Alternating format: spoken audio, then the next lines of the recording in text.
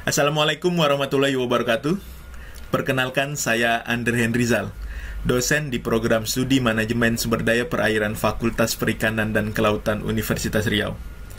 Pada kesempatan kali ini, saya ingin menyampaikan rekaman video pengajaran pada salah satu mata kuliah, yaitu Sistem Informasi Perairan, dengan kode mata kuliah PIM 2163. Mata kuliah ini diberikan kepada mahasiswa semester 4 dengan bobot 3 SKS. Mata kuliah ini hadir sebagai upaya untuk mengenalkan berbagai teknologi terbaru yang digunakan dalam bidang biologi, khususnya pada ekosistem perairan. Selain itu, mata kuliah ini juga berupaya menginternalisasi salah satu university value di Universitas Riau, yaitu inovatif. Pada mata kuliah Sistem Informasi Perairan, terdapat 3 CPL program studi yang dibebankan pada mata kuliah ini, yaitu 1. Mampu menjelaskan konsep teoritis dan prinsip aplikasi sains dalam manajemen sumber daya perikanan dan perairan. Kedua, mampu mengkaji implikasi pengembangan atau implementasi ilmu pengetahuan dan teknologi yang memperhatikan dan menerapkan nilai humaniora sesuai dengan keahliannya berdasarkan kaidah, tata cara, dan etika ilmiah dalam rangka menghasilkan solusi, gagasan, desain, atau kritik seni. Ketiga, mampu mengambil keputusan secara tepat dalam konteks penyelesaian masalah di bidang keahliannya berdasarkan hasil analisis informasi dan data. Topik pembelajaran kali ini adalah mengenai pemanfaatan sistem informasi geografis untuk penentuan plot pada ekosistem mangrove. Pembelajaran ini untuk mencapai capaian mata kuliah atau CPMK berupa mahasiswa mampu menganalisis, mengidentifikasi, menjabarkan sistem informasi melalui aspek relevan, tepat waktu, dan tepat nilainya atau akurat. Dengan sub CPMK berupa mahasiswa mampu mengidentifikasi, menganalisis, dan menggunakan sistem informasi geografis dalam melakukan survei dengan salah satu aplikasi sistem informasi berupa studi kasus pada ekosistem mangrove. Dalam hal ini, aplikasi sistem informasi berupa citra satelit yang menunjukkan berbagai kerapatan pada ekosistem mangrove. Pada pembelajaran ini, saya menggunakan pendekatan student-centered learning, di mana mahasiswa secara aktif berdiskusi dan menyampaikan hasil diskusinya di depan kelas. Pembelajaran dimulai dengan pemberian materi oleh dosen, kemudian tanya jawab oleh mahasiswa dan dosen, diskusi kelompok, presentasi hasil diskusi, dan evaluasi serta penguatan informasi kepada mahasiswa. Pembelajaran ini berlangsung aktif, di mana mahasiswa secara berkelompok menentukan posisi plot pada ekosistem mangrove menggunakan media pembelajaran berupa gambar citra satelit pada salah satu daerah di Riau yang dikenal memiliki ekosistem mangrove yang luas. Mahasiswa terlihat antusias dalam berdiskusi selama proses pembelajaran. Hal ini karena dalam pembelajaran, dosen menggunakan contoh yang relevan dan dekat dengan mahasiswa. Berikut adalah video pembelajarannya. Waalaikumsalam warahmatullahi wabarakatuh. Ya, saya Andri. Hari ini belajarnya lanjut dari nama saya. Minggu lalu udah belajar tentang macam-macam sistem informasi ya. Nah, hari ini ada salah satu sistem informasi yang makin kesini makin berkembang, makin banyak orang pakai. Bidang biologi, kehutanan, pertanian, perkebunan. Kayaknya kalau punya skill ini sekarang tuh mudah gitu cari kerja. Yaitu ini, sistem informasi geografis. Sekarang lagi berkembang sekali, hampir semua bidang pakai ini. Nah, hari ini kita mau langsung aplikasinya, bagaimana sih cara makainya. Alat-alatnya kalau sistem informasi geografis ada banyak ya. Salah satunya ya pertama ada Google Earth, ada Bing dari Microsoft. Ada banyak lagi yang lainnya, ada ArcGIS kalau alatnya, ada QGIS alatnya juga. Nah, hari ini kita mau lihat bagaimana sih cara menentukan plot penelitian, terutama mangrove dengan sistem informasi geografis. selama ini ketika penelitian banyak mahasiswa kita yang apa alasan penentuan plotnya? Ada yang pernah melihat seminar proposal? Belum. Mas Putra pernah ya? Belum. Belum pernah. Alasannya kenapa diletakkan di sana itu bisa beragam sebenarnya. Tapi alasan utamanya misalnya ini ada beberapa dia jadi kritis, jadi penting karena dia akan mempengaruhi validitas data dan reliabilitas data. Jadi sepenting apa data kita? Maksudnya apakah data kita bisa dipercaya atau tidak? Dan plot harus bisa menjawab tujuan penelitian dan representatif karena plot kan hanya contoh ya mas, sampel. Misalnya lahannya ada 20 hektar. Berapa plot yang harus kita letakkan? Tergantung apa mas? Plotnya biasanya 10 kali 10 meter kan. Kalau untuk lahan 20 hektar berapa? Nah, ini jadi pertanyaan. Dan harus representatif. Jadi ketika mengambil data penelitian nanti, itu misalnya mencari ikan gitu ya, misalnya nih. Itu jangan Pak, jangan ngasih tahu ke nelayan ya Pak, di mana banyak ikannya sih Pak. Bukan kayak gitu, kita bukan nelayan yang mencari ikan, kita peneliti yang mengambil data. Jadi kita kalau sudah letakkan plotnya di sebelah sana, ya udah ada nggak ada ikan kita ambil di sana. Begitu juga dengan mangrove. Kalau kita udah letakkan ya kita harus apa ya? Dari awal itu harus tetapkan plotnya di sini. Nah, tapi mangrove ini agak sedikit ini tricky. Kenapa tricky? Nanti kita lihat. Dia harus menjawab variabilitas. Jadi jangan hanya ambil tempat yang banyak saja. Kalau penelitian itu kan harus ambil di semua tempat. Tempat yang sedikit kita ambil, tempat yang sedang kita ambil, yang banyak juga apalagi harus kita ambil. Sama satu lagi aspek skalabilitasnya. Jangan terlalu besar. Maksudnya terlalu banyak plot-plotnya, karena kan biaya waktu ya kan. Tapi juga jangan terlalu sedikit. Karena jadi tidak mewakili. Oke, misalnya ini ada mangrove di suatu daerah. Ini laut, ini pas pantainya, ini mangrove semua nih. Nah, kalau dihadapkan dengan situasi kayak gini, di mana kita harus meletakkan plotnya? Berapa banyak plotnya harus kita letakkan? 3, oke? Ada lagi yang lain? 3 di mana mas? Iya, di mana?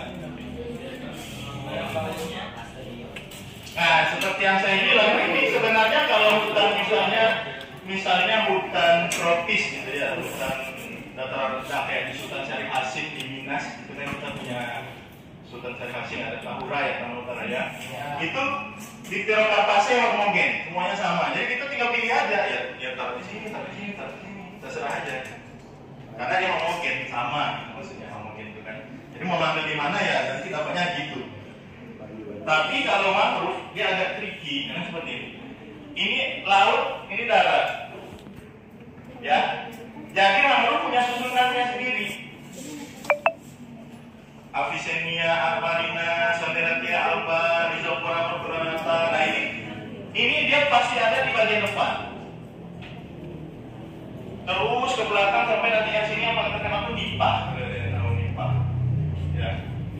Jadi kalau misalnya ada kita mau ngambil yang ini, yang nipah kita taruh di depan, bisa atau enggak?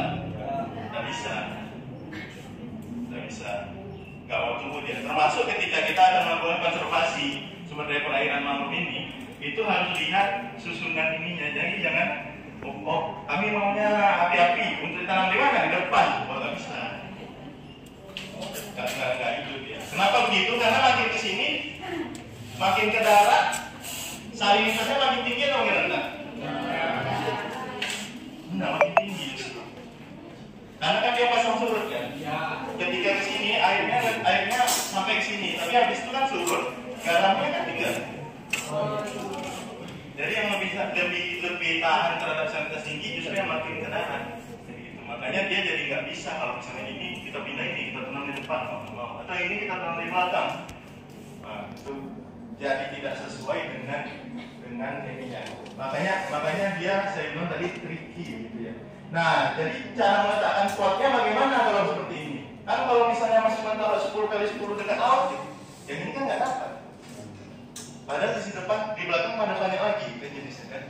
Nah, kalau salah satu cara yang dipakai adalah dengan kuadran berkelanjutan.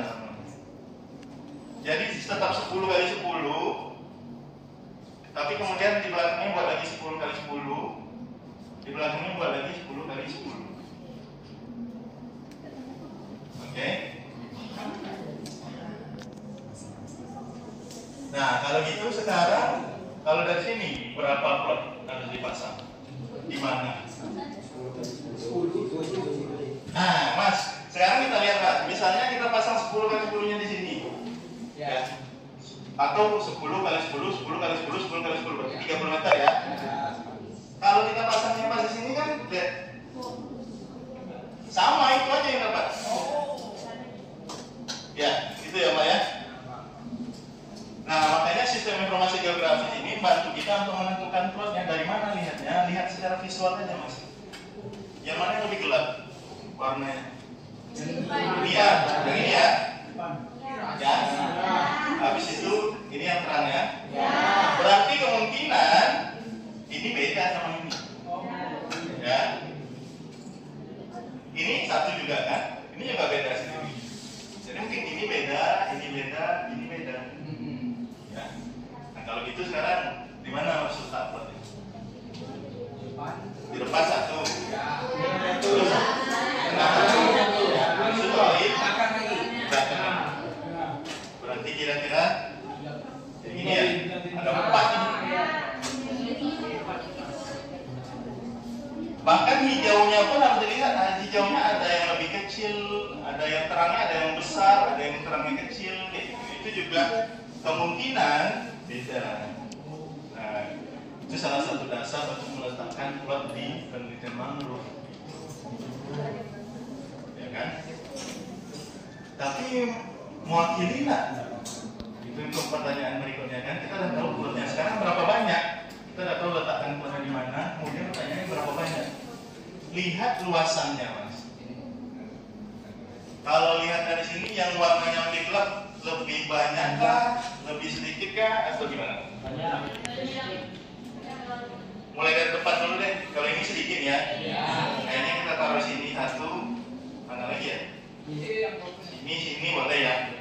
Ya. Habis itu kalau yang ini satu.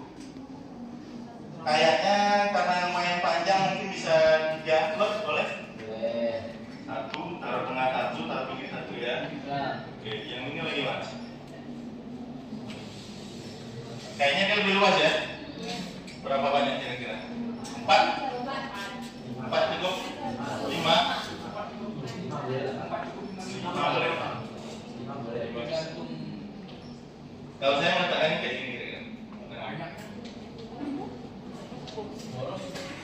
Tadi yang di depan ini, yang jarang-jarang ini 1. Terus yang ini ada 1, 2, 3, 4. Dan yang agak luas kan yang ini ya? 4, 5, kita tambah 5. Jadi totalnya ada 7, 8, 9, 10, 11 plot. Nah, kalau kayak gini, ini udah bisa valid 1, reliabilitas 1. Orang nggak percaya, udah valid juga kan. Jadi selama ini kan kita cuma berapa plotnya? 3. Kenapa? Di mana? Di ujung, di tengah, di pinggir. Alasannya apa? Abisnya mahasiswanya diam, nggak bisa jawab. Karena nggak ada alasan penetapan plotnya. Termasuk penelitian lain-lain juga loh Mas, lamun, apalagi juga bisa pakai ini semua. Termasuk kalau mungkin mau ngambil rekaman ikan di danau, gitu kan. Itu kan danau kan dan nampak dari Google Earth-nya. Nah, kita bisa letakkan plotnya. Kenapa ngambil di sini? Kita jadi punya alasan ilmiahnya. Ya, bisa nggak? Oke, Mas, bantu saya ke depan Mas.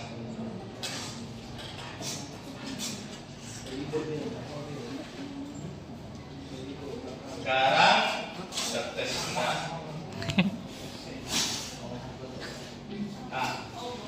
Kalau kayak gini ya, di mana Mas mau letakkan plotnya Mas? Video aja.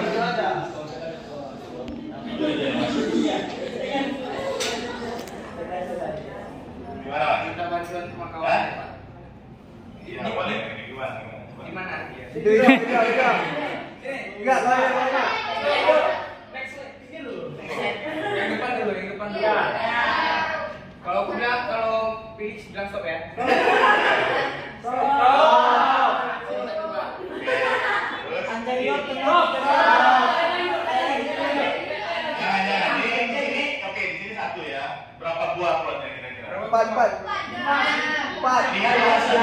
Ingat dua, tiga, oke. Empat.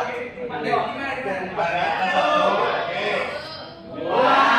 Bawah lagi. Anterior, tengah anterior. Empat.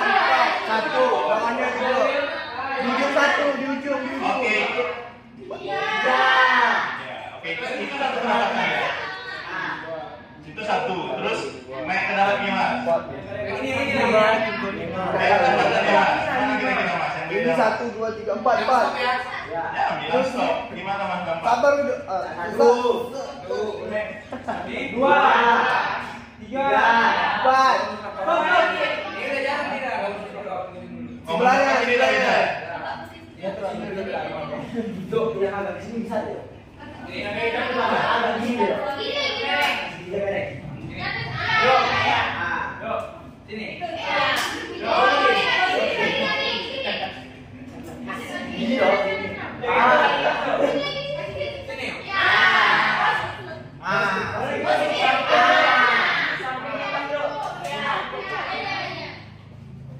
Beda nggak? Nampak beda nggak? Ini lebih Kan beda warna tuh, itu gelap tuh dong. Ah, oke. Kasih tepuk tangan dong. Masuk dah. Oke, karena kau nama dulu. Tahun depan luna. Berikutnya yang ini mas. Calon tentara itu Pak. Mana aja? Kalau mas penelitinya sekarang di mana aja mas komentarnya? Biar. Bingung. Iya, oke. Mantan kupas di Ya.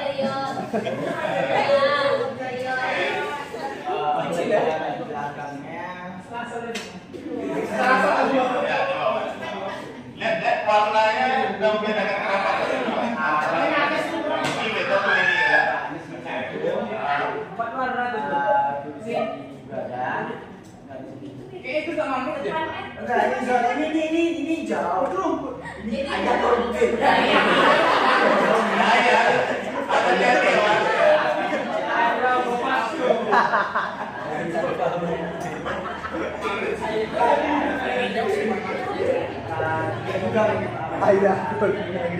Tiga juga, iya. Luasnya tak terlalu apa ya mas ya. Oke. Terus satu lagi, satu kerapatan lagi kan mas.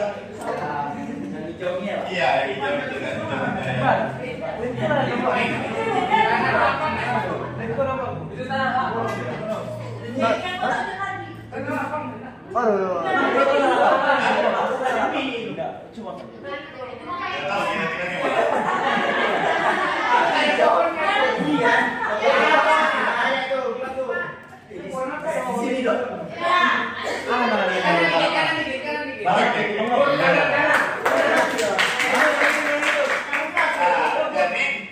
Jadi memang dari kalau dari sistem informasi geografis kemungkinan kita nggak bisa langsung identifikasi mana mangrove mana bukan. Dan kita bisa apa? Ya ini laut, ini pantai, berarti ada di sekitar sini lah ya kan. Tapi kalau agak mundur lagi, kayak ini. Sawit.